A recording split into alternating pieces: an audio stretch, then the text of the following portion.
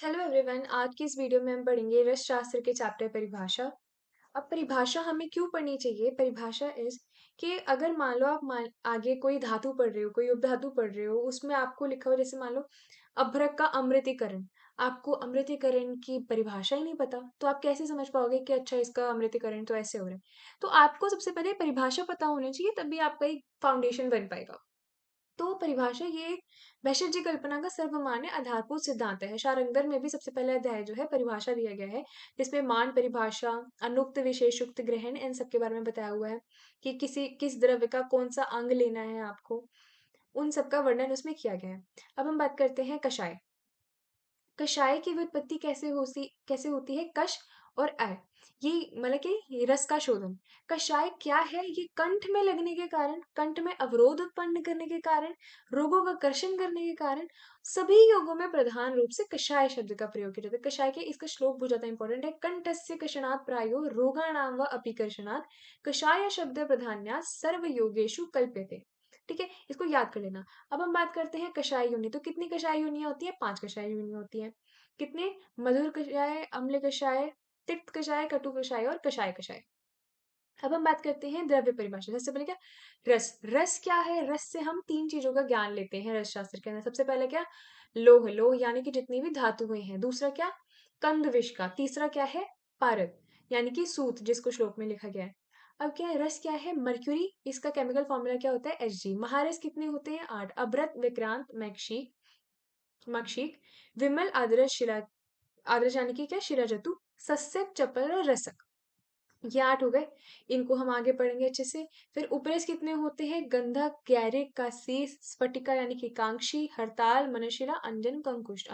कंकुष्ट क्या होता है? रुबाब।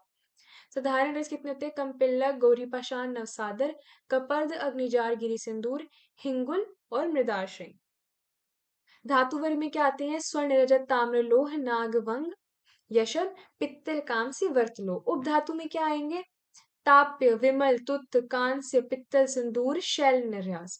रत्न में क्या आते हैं? माणिक्य, मुक्ता, प्रवाल, पन्ना, पुष्पराग, हीरा, नीलम, गोमेद और वैडूर्य। उपरत्न में सूर्यकांत, चंद्रकांत। ये सब पढ़ेंगे हम अभी, इसकी आप टेंशन मत ले। लवण वर्ग में क्या होते हैं? सैंधव लवण, सोवर्चल लवण, विड लवण, समुद्र लवण, उद्भिद लवण।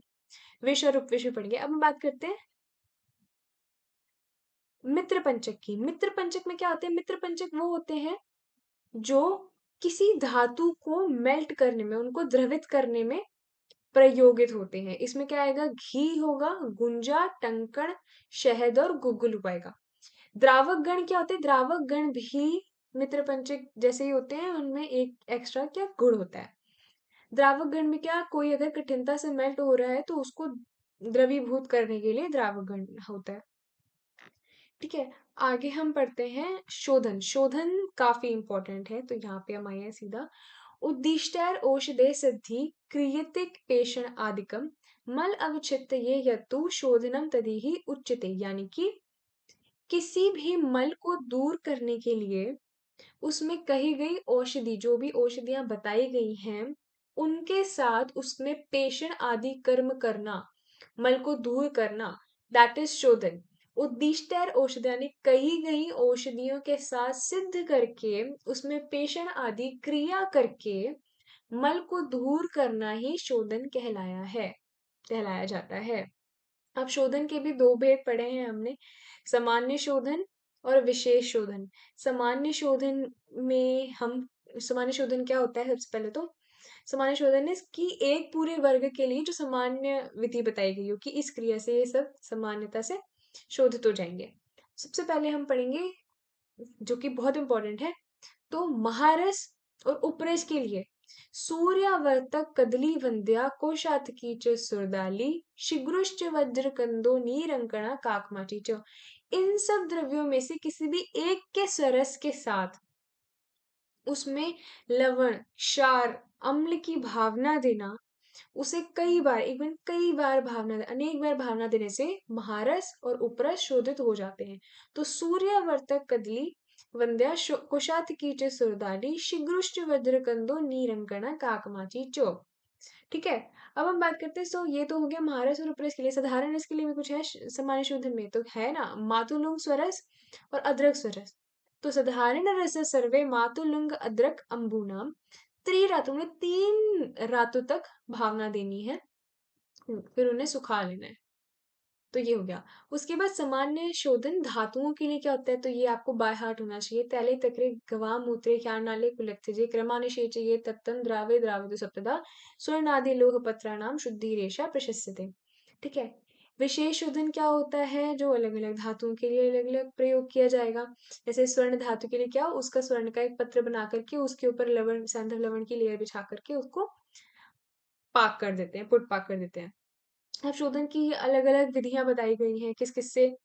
अवाप, निर्वाप, ढालन, प्रक्षालन, निमज्जन, निर्जलीकरण, स्वेदन, मर्दन, गालन, पातन, प्रक्षालन हो गया, भावना, इन सब से। अब स्वेदन क्या होता है, स्वेदन कुछ भी नहीं है, सिंपल सा है कि खुद से बताओ कि आपने द्रव्य लिया, पदार्थ लिया, उस पदार्थ को आपने डोला यंत्र में रखा, उसे बांध दिया, और जो आपके पात्र में क्या लवण क्षार अम्ल द्रव्य से आपने उसको पाक कर दिया। ठीक है। तो क्षार अम्ल औषधे वर्ग अपि डोला यंत्र स्थितस्य, यानी कि क्षार अम्ल लिया आपने नीचे, और औषधि वर्ग को आपने लिया डोला यंत्र में स्थित कर दिया, उसके बाद आपने उसका पाक कर दिया, उसे स्वेदन कहते हैं। इससे मल का क्या हो गया, शिथिल हो गया, मल शिथिल कर देना।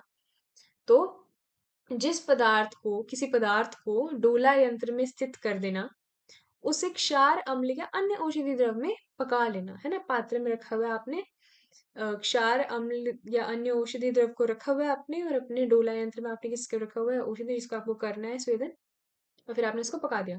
मर्दन क्या होता है, पेषणम मर्दनाख्य स्वादिर्मल विनाशनम, यानी कि औषधि के साथ द्रव्य संयोग करने से, कि कांजी आदि हो गया, और फिर उनमें पेषण आदि गर्म करना, पीसना, तो वो मर्दन हो गया।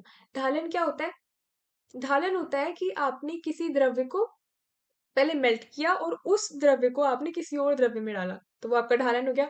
निर्वाप क्या होता है, निर्वाप भी होता है आपने एक द्रव्य को पहले अग्नि पर प्रदीप्त किया, उसे प्रदीप्त करने के बाद आपने उसे द्रव्य में डाला। निर्जलीकरण क्या होता है, उसको सुखा देना, जैसे कि स्फटिका और टंकण में होता है। निमज्जन क्या होता है, जैसे कि वसनाभ के शोधन में हम यूज करते हैं कि उसके टुकड़े कर करके उसे गोमूत्र में डाल देते हैं, तो उसका डूबना, उसे डुबा कर रखना, वो होता है निमज्जन, निमज्जन। अब भावना, भावना क्या होती है, कुछ भी नहीं है। यत चूर्णितस्य धात्वादेर द्रव्ये संपेश शोषणम भावनम तन्मतम विज्ञेर भावना च निगद्यते। क्या है इसमें, चूर्ण है कोई, ये धातु आदि है, उसमें द्रव डालना है। देखो, यत चूर्णितस्य धातु आदि द्रव्य, उसमें द्रव डाल करके उनमें पेषण आदि कर्म करना है, जब तक वो सूख ना जाए। शोषणम भावनम तन्मतम विज्ञेर भावना च निगद्यते, तब तक उसको करना है। अब सम्यक भावना हो गया, आपको कैसे पता चलेगा, आपको ऐसे पता चलेगा कि जब आप उसे उठाओगे तो उसकी गोलियां आराम से बन जाएगी, वो मृदु रहेगा, सॉफ्ट रहेगा। जब आप उसे उंगली से चपटा करोगे तो वो चपटा हो जाएगा, आराम से टूटेगा नहीं। दुर्भावना कैसे, जब आप उसे टच करोगे तो पहली बात तो वो खर रहेगा, उसकी गोली बन नहीं पाएगी, चक्रिका बनाओगे तो वो टूट जाएगी, कुछ ऐसा ऐसा रहेगा। अब हम बात करते हैं भावना में द्रव परिमाण की। अब सिंपली क्या होता है, जब आप द्रव डाल रहे होते हो किसी चूर्ण औषधि में, तो आपको तब तक डालना है जब तक वो आर्द्र स्थिति में ना आ जाए। यही अगर आप कोई क्वाथ यूज कर रहे हो, कोई क्वाथ आप ऐड कर रहे हो, तो आपको सबसे पहले उतना लेना है जितनी आपकी औषधि है, उतना आपने चूर्ण लिया, उसमें आपको 8 भाग तक उसको 8 भाग उसमें पानी ऐड करना है, फिर उसको आपको गर्म कर देना है, हीटअप कर देना है। अब आपको तब तक रिड्यूस करना है जब तक वो 1/8 ना हो जाए। 1/8 होने के बाद आप उसको एज अ भावना द्रव्य यूज कर सकते हो। भर्जन क्या होता है, किसी भी द्रव्य को स्नेह के साथ, स्नेह के प्रयोग से पकाना, फ्राई करना होता है। मारणम, मारणम क्या हो गया, मारणम का श्लोक शोधितान लोह धात्वादि विमर्द्यम स्वरसाधिभी अग्नि संयोगतो भस्मीकरणम मारणम श्रुतम। ये इस बुक में नहीं लिखा है, पर इसका इजी श्लोक ये है।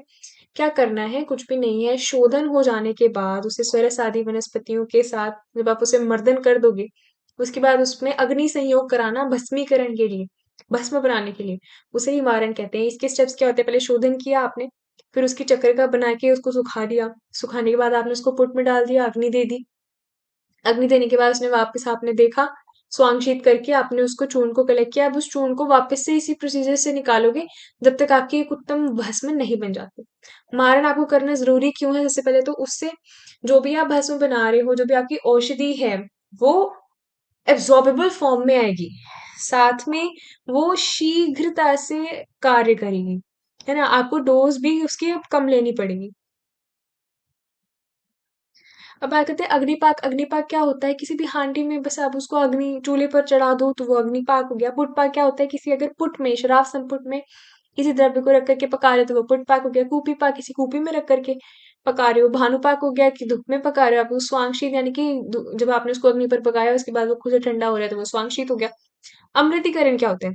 लोहादीनामृतानां वै शिष्ट दोष अपनुत्ये क्रियते यस्यु संस्कार अमृतिकरणम मतम, यानी कि अगर भस्म बनने के बाद भी अगर उसमें कोई भी दोष रह गया है तो उसको दूर करना ही अमृतिकरण होता है। लोहितीकरण क्या होता है कि उसके उसके लाल रंग को बढ़ाना, उसके लाल रंग की भस्म प्राप्त कराना, वो हो गया आपका लोहितीकरण। सत्वपातन क्या होता है कि क्षार या अम्ल द्रव्यों का प्रयोग करके उसमें तीव्र दमन दे करके आप उसका सत्व निकाल रहे हो तो वो सत्वपातन हो गया।